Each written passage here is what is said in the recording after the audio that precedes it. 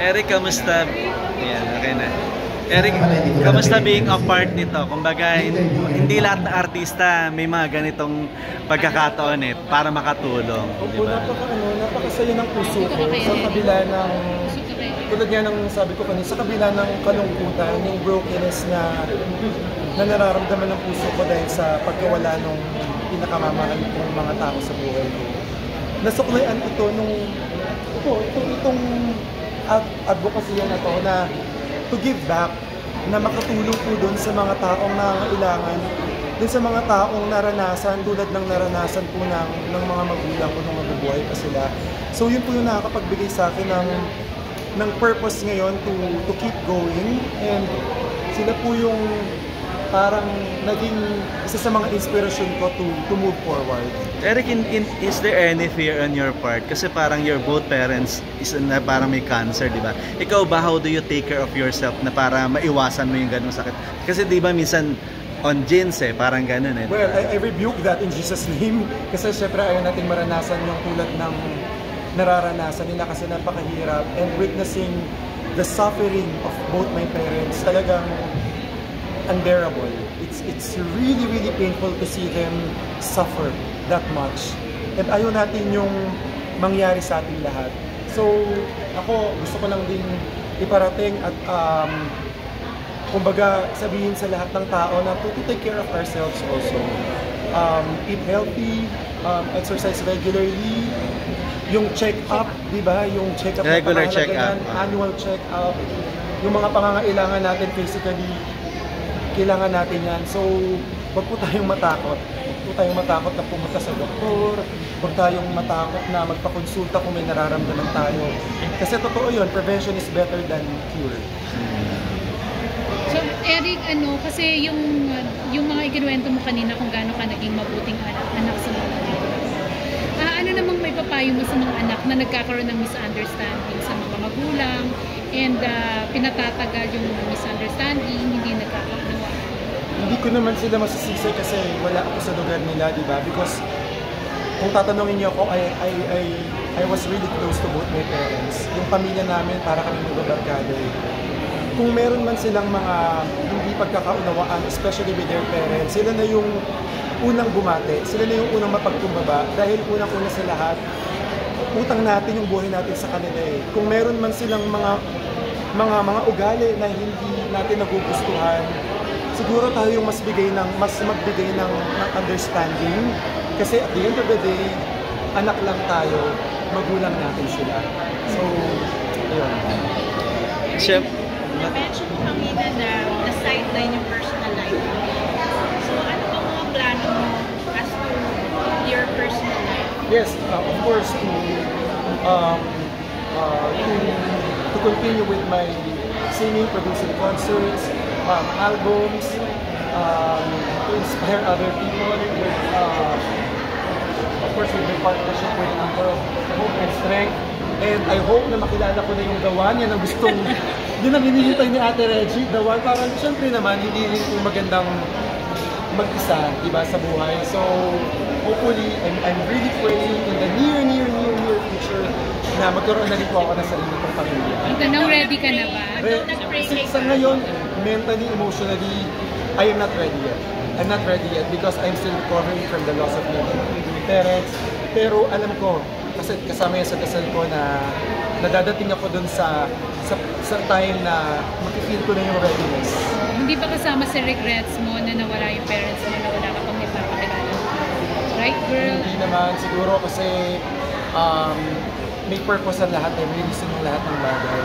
And hindi pa naman huli ang lahat. I'm still 28 years old, so bata pa rin.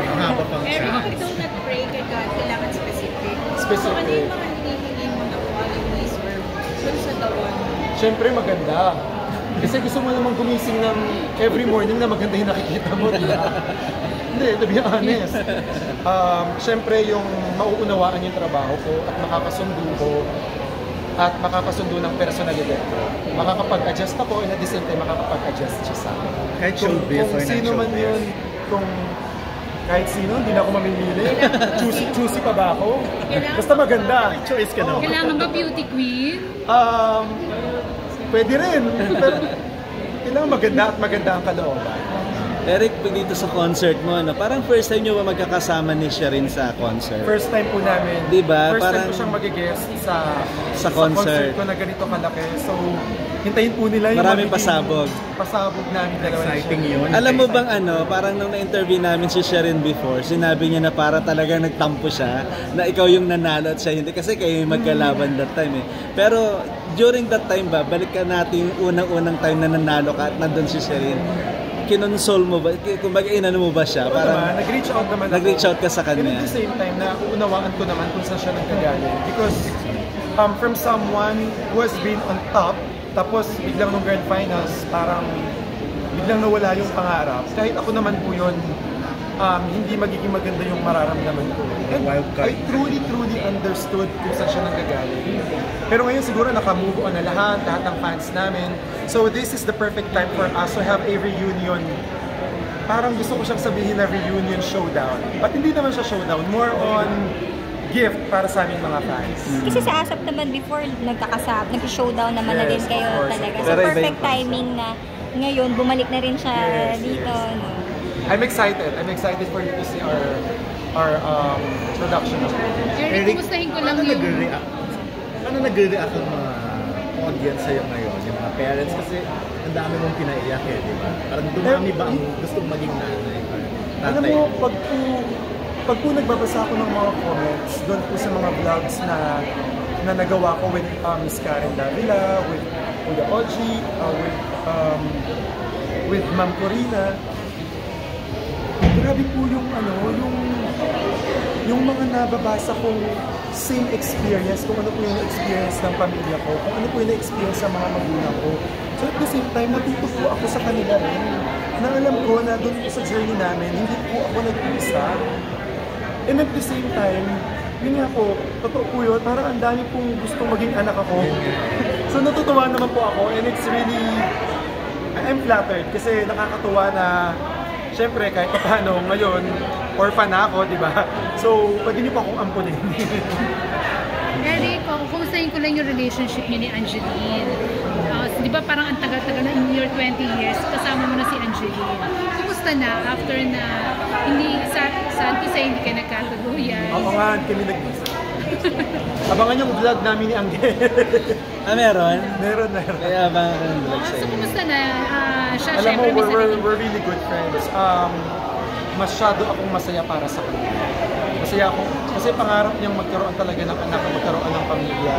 And I'm so happy kasi mabait si Non Rev yung partner niya, napakabait. Pagkasundo kami, magkasama kami sa Milan a week ago. So, mas nagkaroon kami ng time to bond and para makilala ko sila.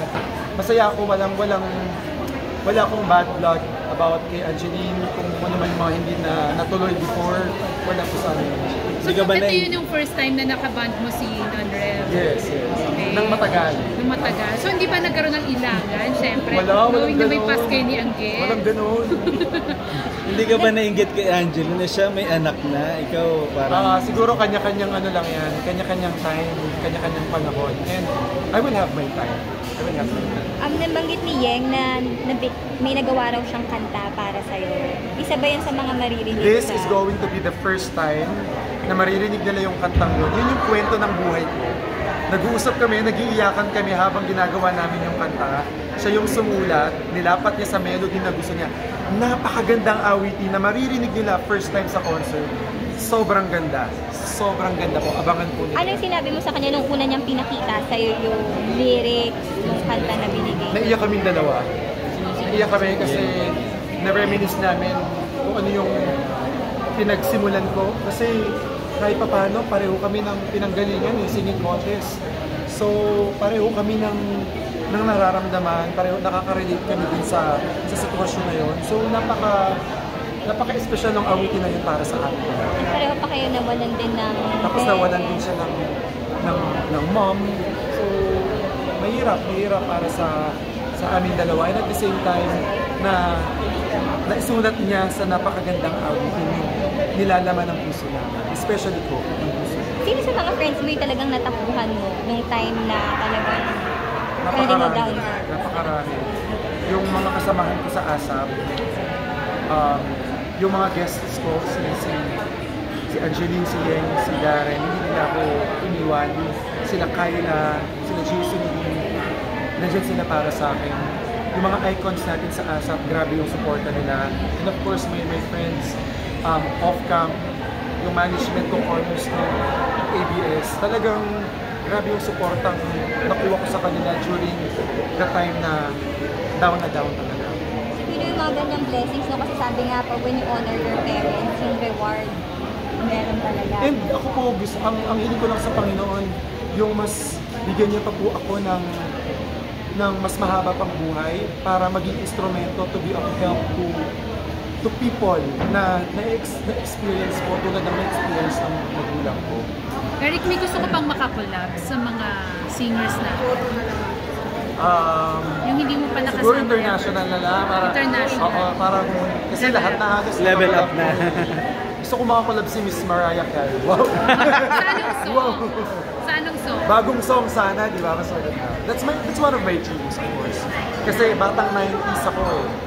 90s, 2000. So, lumaki ako sa music ng Stevie Wonder, Boyz II Men, Mariah, ganyan. So, sila yung mga gusto ko makakolab siguro. Pangarap lang po yun. Why not? Eric, please invite them na lang to be part din ng Anchor of Hope and Yes, Strength. again, I would like to invite everyone to my upcoming milestone concert, my 20th anniversary concert, this coming October 6 sa MOA Arena, directed by Jan Prats, and of course, Homer Flores will be my musical director with my very special guests, Angeline, Darren, Yeng, Shereen Reyes, and a very, very special surprise guest. And of course, supportahan po natin ang aking pong bagong advocacy, yung pong Anchor of Hope and Strength. Supportahan po natin sila.